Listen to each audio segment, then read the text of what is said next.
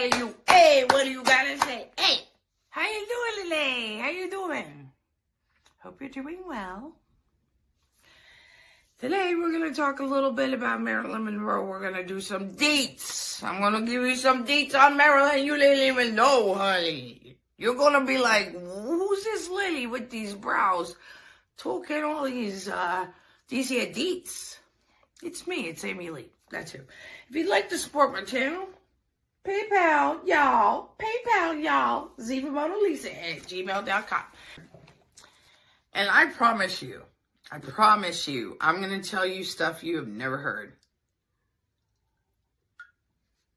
I'm not going to go through all that crap that everybody already knows. I part of researching these things that I enjoy doing, and I do enjoy doing it, but you do get a lot of the same information over and over and over and over and over and over. All right, so I'm just going to start whipping out these deets. Okay, so yeah, like I was saying, Marilyn Monroe, beautiful woman. Every time we do this, what do you start off with? Marilyn Monroe was born. Not here, honey, because guess what? Marilyn Monroe, the Marilyn Monroe we all know and love, was prego and gave birth to a girl. Did you know? Marilyn Monroe, right there, she's prego. Look how beautiful she is. Now, there's many pictures I'll show you right now of the other time she was pregnant, which is really kind of cool to see. You could just tell she's happy. You could tell that's what she wanted. She wanted to have a baby. But she wanted another baby, okay? Because she already had a baby. That's right. I'm not going to go telling you about where she was born. Her name's Norma Jean. Who cares? I'm letting you know she had a baby. Her name was Nancy Maniscalco Green Miracle. That's right. Nancy Maniscalco Green Miracle. She was born September 14th, 1946. Now, in 1985, there she is. Now, she doesn't look like Marilyn Monroe. No, she doesn't, but neither does Marilyn Monroe.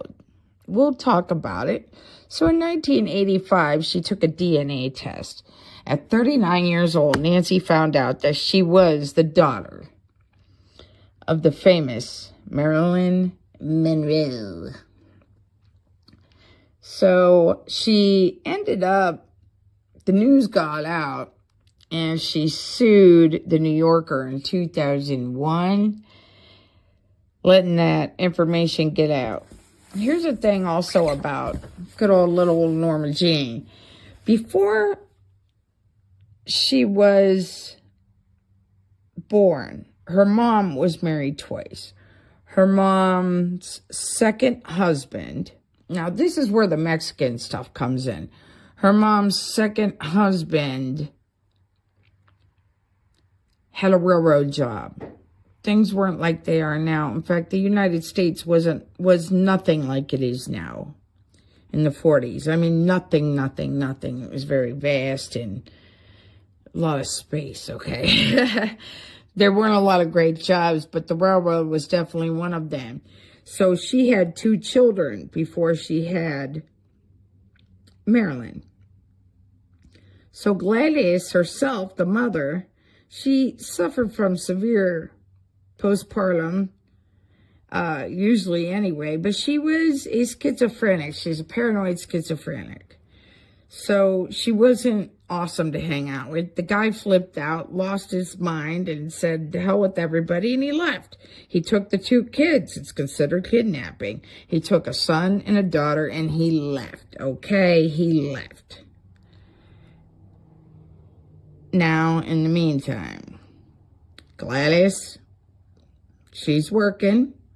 She's cutting film at the studios. She's got her boss. She's boning him, but she's also with 3 other men. 3 other men. So when Marilyn was born, She was registered underneath the second husband's name on the birth certificate because truly she really wasn't sure who it was. And after that point, Marilyn did go into her grandmother's care for a little bit because her mom was convinced that somebody was trying to kill her. She had to go into the crazy house. She got put in there a lot. She was a paranoid schizophrenic, and she talked about killing people, so she had to go. Marilyn got sent to her grandma's for a little bit, but you know what? Her grandma was the same way. All of her family for years and years and years and years and years, her family was like this. A lot of mental illness. Once the grandma flaked out, she got put in foster homes. Now, some people say, oh, you know, she was in 7 foster homes, 9 foster homes, 11 foster homes. It changes. But from what I've seen, it's mostly between 9 and 11 foster homes. Now, she has that baby that was born in 1946, Nancy, that was given away. Nancy didn't even find out until much, much later. But she was told by a neighbor. When Marilyn was in these situations, she was prosied out because there are no government programs at that time that will pay foster parents. So it was actually on the mother or father, whoever needed the foster care, and the child itself. So she was considered somewhat of a house slave, but she was also a house prosy, like a prostitute. So she not only cooked and cleaned and took care of the land, whatever the heck she had to do there, she also took care of the people inside the house, meaning the men mostly, because these are usually flop houses. In the 40s, a lot of people couldn't afford to make a house or own a house. Things weren't like they are now. So she had to take care of the tenants, if you know what I mean. So it's heartbreaking. So from the very beginning of her life, it's been rough. It's been real rough. In fact, somebody actually said in one of the things I was reading that her name wasn't Norma Jean. First, it was Isabella Lillian. Now, I don't know if that's true. But that's what they say. And during that lawsuit, she ended up losing, which is a shame. So the daughter got blown out. Everybody found out that there was a daughter. But to this day, you will not hear anybody discussing it. As long as I've lived in 51 years, I've never heard this, ever. And Marilyn was no dummy. She had an IQ of 165. And just to give you an idea what that means, the average IQ is 130. Well, the average IQ, anything above 130 is gifted. She was 165 IQ. That's insane. It's 5 points higher than Albert Einstein. I didn't say I was the one with 165 IQ. So, no, she's not Mexican either. She was Scottish, Irish, and English. Yes, so she was very intelligent. Some things about Marilyn Monroe that nobody seems to take into consideration is her medical history. Now, let's watch her move, though, seriously. God bless her, but she has no talent, people. You could see people dancing circles around her. Literally circles around her. She was a try-hard woman. She tried damn hard. She took singing, acting, speech classes. Think about Marilyn being put to work as a prosy and all that jazz. What she was good at was the BJs. She was known for that. They called her the Chinless Wonder. She was a party girl. They wanted her to come to the parties so that she will give executives BJs and anybody else. And here's the thing about that. Knowing how much she wanted to be what she became, they took advantage of that. But as you watch her, honey, she really doesn't have that much talent. So how does somebody who just goes around giving BJs everywhere end up being the most iconic person on the planet. She was an introvert and a sex addict with a genius IQ. She heard voices in her head. She had a speech impediment, a stutter. She had dyslexia, gallbladder problems. She had the toots, people, and gallstones. She had manic depression, endometriosis, anxiety, insomnia, hemorrhoids, body dysmorphia, hair loss. She was bipolar. Now, was she bipolar or did she have borderline personality disorder? Those are two different things.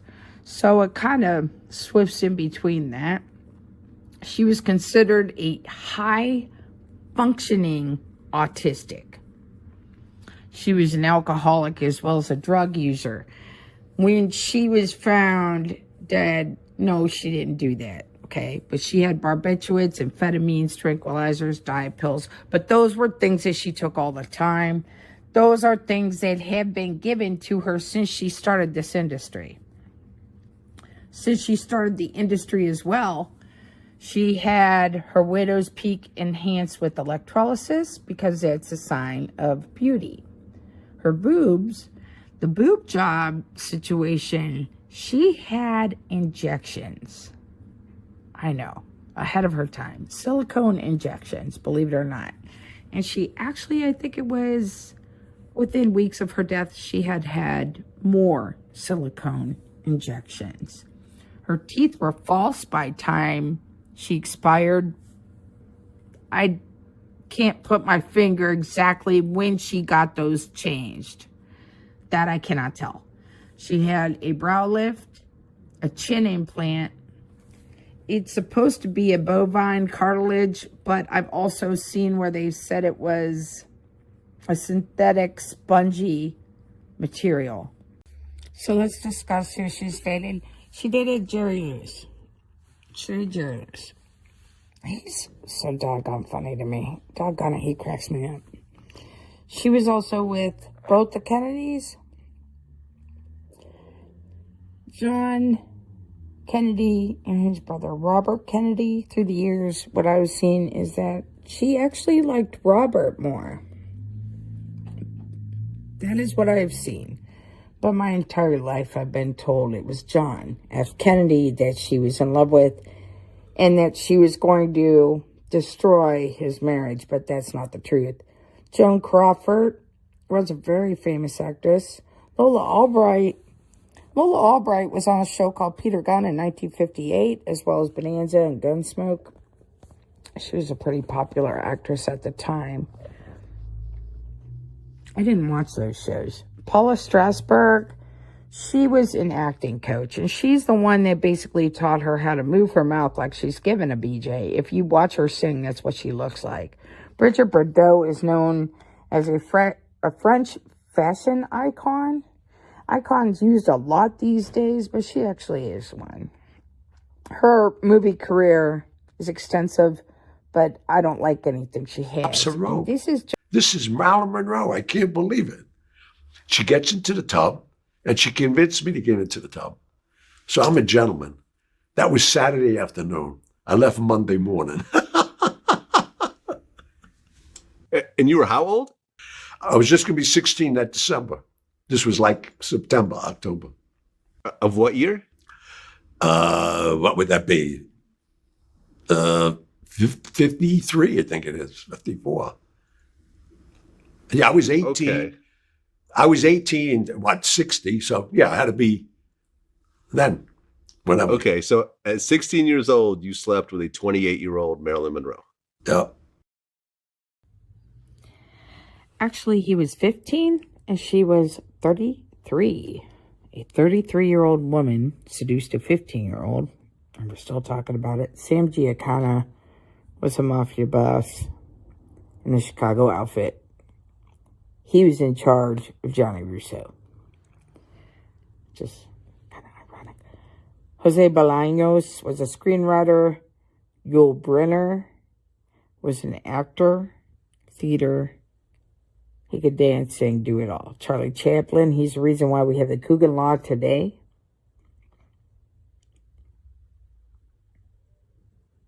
Paul Newman, Yves Montand. These are all actors and actresses and people from the business, photographers, directors, movie runners, all of it, that she has had intimate relationships with. Intimate. Frank Sinatra. Of course, she was with Frankie. She was with the entire Rat Pack. As far as I'm concerned, everybody but Sammy Davis Jr. As far as I know, I've never heard anybody say she was with Sammy Davis Jr. I didn't look into it. She was with Dean Martin, who also just happens to be really good friends with Jerry Lewis. Those two were a team back in the day before he was Rat Pack people. And honestly, my goodness, what a bunch of crazy guys. Mostly what the Rat Pack did was get wasted and tell a bunch of jokes. Peter Lawford was Robert Kennedy's brother-in-law. Robert Mitchum was another actor. Milton Green was a photographer. He was a photographer that did most of the best things that she's ever had done. Now, yes, she was intimate with Milton Green, of course. She was intimate with everybody. Now, remember, this is a currency for her as well as a language. Spiros Scaros, he didn't discover her. He did not discover her. He didn't. Johnny Hyde did. What Spiros got was a magic BJ. Marlene Dietrich, Robert Wagner, Mickey Rooney, Tony Curtis. She was in movies with most of these people. Not all of them, but most of them. And there's Johnny Hyde. Johnny Hyde was a talent agent for William Morris. He's the one that really liked her. So he was also sending her to the parties to be the party girl and do the BJs for everybody. John Huston. George Sanders. George Sanders was in the movie where he turns her and she says, "Why do they always look like nabby rabbits?" Milton Berle. Milton Berle's a comedian. Quite the entertainer. And quite the D-bag, if you ask me. I don't like him. I think he's a jerk. I think back then, a lot of people got chances that wouldn't today. So we got Fisher. I don't know. Ronald Reagan. Before he was the president, he was an actor. And so was his beautiful wife, Nancy. Judy Garland. One of the most successful actresses to this day. Barbara Stanwyck. Howard Hughes, an eccentric millionaire. Aeronautics. Roy Rogers. Big guy back in the day, believe it or not. Natasha Lytess was her acting coach.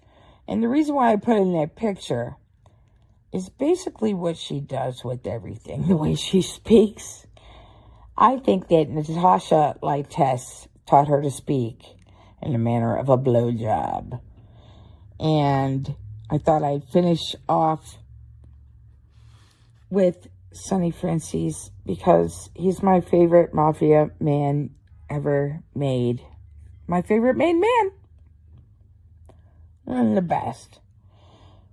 Sonny Francis was a Colombo family. Now, I want to discuss Marilyn's father. Marilyn's father, as I said, never accepted her. 2 times the last year of her life, she drove 1,000 miles each time to go find Charles Stanley Gifford. He had other children, so that means she has brothers and sisters from there as well. Think about that. She's got a brother and a sister from her mother's second marriage. She has brothers and sisters from his marriage. And then there's another woman, so I do get a little confused. There was another woman who wrote a book, says my sister Marilyn. Now, here's the deal. I want to discuss when she died. I get so irritated with everything. Every time I see anything about her death, I could just lose my mind, okay? Here's who was there the night of her death, okay? The night before she died, she was supposed to go to a party with Peter Lawford. We'll discuss what she ate, and you tell me, but it sounds like party food. But it was said that she didn't go there, so I'm assuming he did come. I think he did come by and stop by, but there's no proof of that. But she was on the phone with him. She was on the phone with Johnny Russo, too, because they shared a dog together. She was on the phone with DiMagio's son. He said she sounded fine. She didn't sound impaired. Eunice Murray, her housekeeper, was there. Robert Kennedy came in a helicopter on her back lawn, which is a very small area. Very small. Lawrence Schiller was there to discuss the nudies that he took of the pictures when she was on the film set of Something's Gotta Give. And Patty Newcomb, her publicist, was also there. So they say, okay, she's the housekeeper. Eunice Murray supposedly finds her. Okay? Supposedly. They call up the psychiatrist. He breaks a window, breaks into the room, and tries to save her. There's no saving her. Now, here's the thing. I have seen paperwork saying that she was revived by the EMTs and that he put a needle through her heart to revive her, but actually did it on purpose, broke a rib, and killed her back again. Now, this is the Frank Sinatra's Rack Pack estate, but he had a place called Cal Neva Resort at Lake Tahoe. This is 62. It is on film. 7 mafia guys on tape. It was taped by the CIA, but it was also taped by the mafia. They were taping each other to blackmail each other. They wanted to get Robert Kennedy the hell out of there. The reason why they wanted to get Robert Kennedy out of there is because Marilyn had a diary. It was read, and it would say things like, Robert says this, Robbie says that, Robbie says this. Okay? She was drugged. I'll just say that. And she was handled intimately by 7 men. This is all on tape. That means that not only were there men in the room listening and seeing everybody take advantage of this woman to blackmail Robert Kennedy, but everybody else was listening, knew this stuff. Everybody knew it. It's called a Sicilian FU, beep, beep, if you know what I mean. And that's because not only of the situation, but because they're Italians, they're Sicilians, and they're Catholics, and that is the way things were handled back in the day before there were contraceptives. They said that she killed herself. No, she didn't kill herself. You know how I know that? Because I saw a picture of the autopsy report, and this was in the 80s. I saw this. It was in my school library, and it showed solid. It pointed to it, and it said that the pills inside of her anal cavity were solid, and that the pills shoved down her throat were solid. Solid.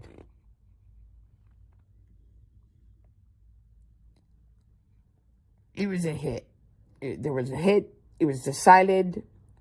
When they did what they did to her, she overdosed. There's a lot of footage of Frank Sinatra walking her around Cal Neva, trying to walk it off. She had OD'd many, many times already. Now, this would have been terrible because now they wouldn't be able to also blackmail Robert Kennedy.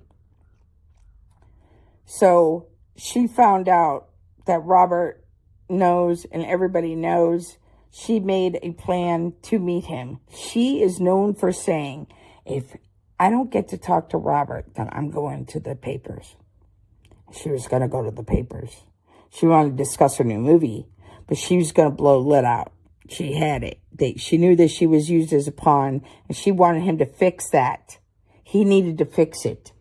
So the CIA knew not only was Calneva bugged, but so was her house. Her house was bugged by the Chicago Mafia, and it was bugged by the CIA.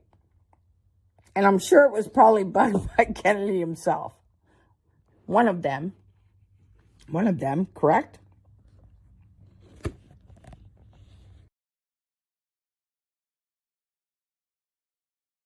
So we got the last night here. Lauren Schiller spoke to her, discussing the nudes from Something's Gotta Give. He talks to her. Patty Newcomb, the publicist, speaks with her. She spoke to Johnny Russo because they shared a dog together. She talked to DiMagio's son. He said she did not sound altered.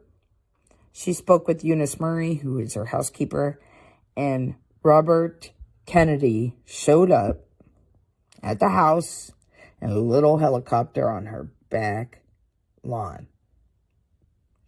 Okay? She wants him to fix it. She knows she's a pawn being used. She knows this. Now, her bedroom door was locked. There were no pills in her stomach. There were whole pills in her throat, in her dupa. Through the years, I've heard it be called a slurry, a death enema. I don't know if it's the story now, but they'll even say there was purple intestinal fluids, and that's how we know. But everything's been thrown away. 300 pages of FBI files just completely redacted. There's no police files. They've been destroyed. Of course they're destroyed. We got the mafia, we got the CIA, we got the Kennedys. Everything's destroyed. They washed the sheets before the cops came. There's no glass of water next to the bed, and the patio door was smashed in. Now, Dr. Greenson did break in the window to get into the house, but the patio door was smashed in. I don't know why you would break in a window, but I'm saying that they were leaning on him because once the EMTs revived her, supposedly he put in a needle and broke her rib and basically killed her again. Her casket was bronze. She's in a Los Angeles, California crypt number 24. Her casket is bronze, worth $25,000. She considered herself an atheist Jew. Buried in a green dress and a green scarf with a love letter from Joe DiMaggio, a small gold cross, Chanel number 5, and her favorite cashmere sweater. She received pink roses 3 times a week for 20 years from Joe DiMaggio to her casket. Her crypt is covered in kisses. It's actually marble, but it looks pink. Eunice Murray and Patty Newcomb were both sent away after these deaths because they weren't allowed to discuss it. The death was called at 3:50, but the cops were called at 4:25. She was chloroformed. The blood was pulled on her back, but she's found on her belly naked, clutching a phone. Through the years, I've seen myself that she didn't sleep naked. She didn't. She did not sleep naked, people. The autopsies, there were 2, and one of them was done by Thomas Noguchi, and I'd like to point out that he was also the same man that did Natalie Wood's autopsy. So just think about that. The fact with the mafia and her being taken advantage of by 7 men, that's actually true by a second account. In 2017, Lee Strasberg family, who she left everything to, they found a letter once Lee died and his wife, well, his second wife died. They found a letter from Jean Kennedy Smith about that with Marilyn. So that's actually true.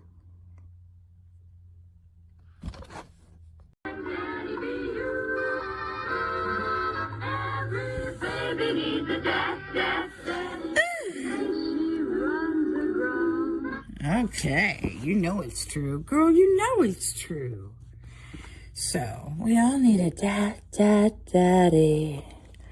So today, in 2024, she would be 98 years old. Bless her heart. In 1962, she went to an orphanage. First, she wrote out a check for $1,000. And as she looked around this orphanage in Mexico, she said, to hell with this $1,000. I'm going to make it for $10,000. She made a check to the orphanage in Mexico for $10,000. What an angel. Once she took a bath in 350 bottles of champagne. Oh my goodness. Can you imagine? 350 bottles of champagne. It's very fizzy. Ooh. She was seeing her psychiatrist, Greenson, that little angel that stabbed her in the rib, 5 times a week, okay? So she was so hypersexual that he would have her wife drive Marilyn home because he was convinced that she would go pick up a dude. But hey, Greenson, what if she picked up your wife? Never thought of that, did you? So he actually thought of a lot. He made all of his papers sealed, honey. They're sealed. In 2039, a box shall be opened. All the sealed papers of her psychiatrist, Dr. Ralph Greenson, will be open in the year 2039. It's rad. Can you imagine how scared he was? And who the hell's keeping it sealed? Who the hell's like, okay, I'll do that. When somebody would die, I'd be like, deal's off. All right. She had a cat. She had a Persian cat, a beautiful white Persian cat, similar to mine. Mine's Siamese Persian, though. And its name was Mitsao. And it was a white cat, which ironically was my cat's name before I named it Klaus. She had a small white dog named Mafia, or Honey Mafia, or Mafia Honey, or Moth. She might call it Moffy, Moff. And that's the little white dog that she had with little Giano Russo. When she bought her house, it was $77.5 thousand at the time. She bought that in 1962. She put half cash. Boom. Set it down. Cash, baby. She put half of that in cash. Good for you, girl. February 1962, bought herself a house. What a great thing to do. You know, I hope I could do that one day. One of the neat things about her is the way that she looked, obviously. So people are saying, well, what kind of a makeup? How'd she do her makeup? Who did her makeup? Nowadays, there's makeup artists. I myself am a makeup artist. I've heard a lot of stories. One, I've heard that she put Vaseline underneath her makeup to make it glow, give it that glow effect. And that was an old Hollywood makeup artist trick. I find that hard to believe because the lights are very hot. I would sweat and that makeup would melt right off of me.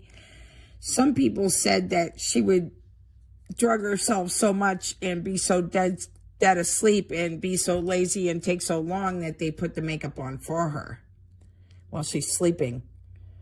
But I've also heard that she would sit in front of the mirror, put the makeup on, see something wrong, everybody's waiting, see something wrong, say, no, I gotta start all over again. And now we gotta wait 2 more hours while Marilyn does her makeup again. That I've heard too. You hear a lot through the years, right? She was a high school dropout. No one thinks about that. She never finished high school. Not once. Not even twice. I don't know how you do that, but whatever. She would have food problems, issues. Being depressed is hard enough. Now the whole world's looking at you, counting every calorie you've ever ate. So she would sit in bed being depressed. I, myself, stay in bed all the time. And I eat in bed too. She would stack the dishes and put them at the bottom of the bed underneath the covers. Ooh, they'd be up all stacked up. She wouldn't eat everything and she wouldn't say anything. And she'd just leave, and the house cleaner would have to come in and find all this crap in the bed. There'd be stacks of things next to the bed and in the sheets. So that's insanity. I know that she kept a warmer next to the bed. She liked to have milk in it. Oh, doggone, I forget those deets. The mole was real. She put baby powder on her hair because her hair was bleached so often. Her hair was a mahogany brown red situation, auburn brown. She used dry shampoo also because of the dryness. Some say she didn't even use hygiene products. That's rough. Woo. Some say her name was Isabella Lillian. That's something I found on Reddit, and that was a little surprising to me. And once again, I truly do believe what made her such a spectacle is the way she spoke. And if you turn off the sound and you just watch her mouth and her mannerisms and body language, it's very honed in on somebody, giving that somebody her everything, speaking in a way that she's mouthing somebody's body parts. That's really what it is. That does it. Her dancing is not great. Her dancing's not great. Her singing isn't good. But she'll look at you and she'll look through your soul. Somebody told me, and I want to hear what rumors you have. Somebody told me that after she was dead, they cut off her pubic hair and sold it. The movies that she made would make $1 million more than any other movie on the market at the time. And $1 million back then was way more than it is now. I also saw that she only met JFK 4 times. Now that conflicts with some other things I saw. If you watch the Vlad, V-L-A-D, all capital letters, V as in violin, I have a speech impediment, so V as in violin, Vlad. He has an interview with Gianni Russo, how he discusses meeting Marilyn and all that jazz. And he said that she was enamored with Jack Kennedy, but I don't know. Daddy, my daddy be you. Every baby needs a daddy in case she runs aground.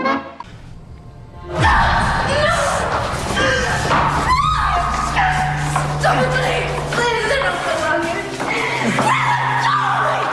Let go of me!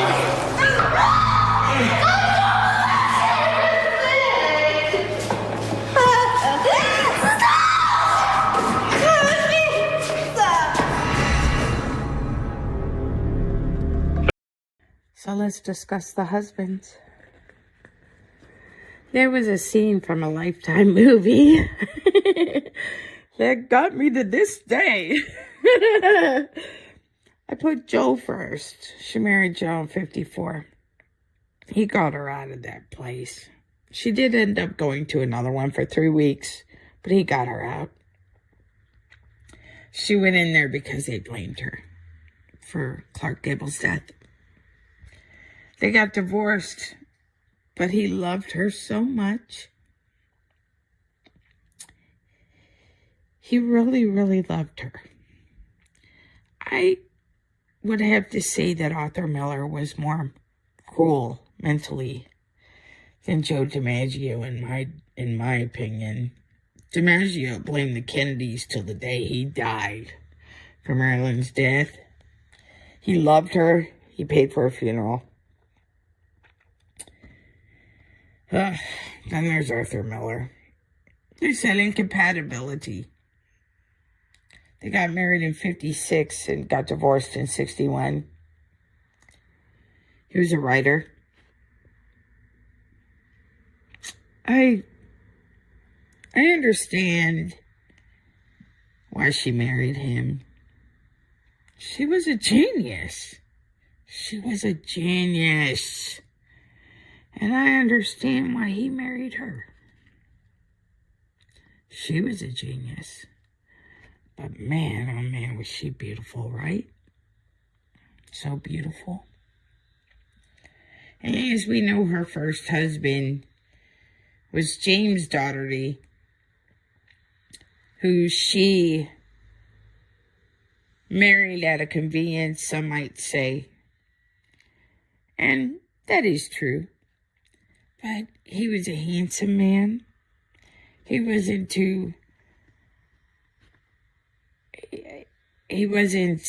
as intelligent as Arthur Miller, per se. But he was a good man. He was a football star. He was a merchant marine. And he also was one of the people who created this SWAT team. So that's very interesting to me. You know, it was 1944 when those pictures were taken. And that's when they filed for divorce. But they got married in 42. I'm going to leave you at this time. I'm going to let you look at a lot of different things that I have for you to see. I myself adore the whole essence of Marilyn Monroe. I feel for what she's been through. And as many times as I try to do this, I can't help but cry when I think of her life. Is she just so beautiful? Is she used her sexuality as currency in one way or another? And if she didn't, I wouldn't be discussing her right now. Because she is an icon. And that's what an icon is. I'm leaving you with her favorite perfumes, the soaps she liked, and the last food she ate before she left this earth. Please leave me a comment of why she means so much to you. Because you're watching this, and I've seen almost all of them, and I love her still. I always will. I don't think she had talent, honey, but have you ever seen anybody with less talent do more? Have you? So my love goes out to you, Marilyn. This video is for you to educate people on the real Marilyn Monroe. I leave you in silence in all my love and respect to Norma Jean Mortison Daugherty DiMagio Miller Monroe. We love you.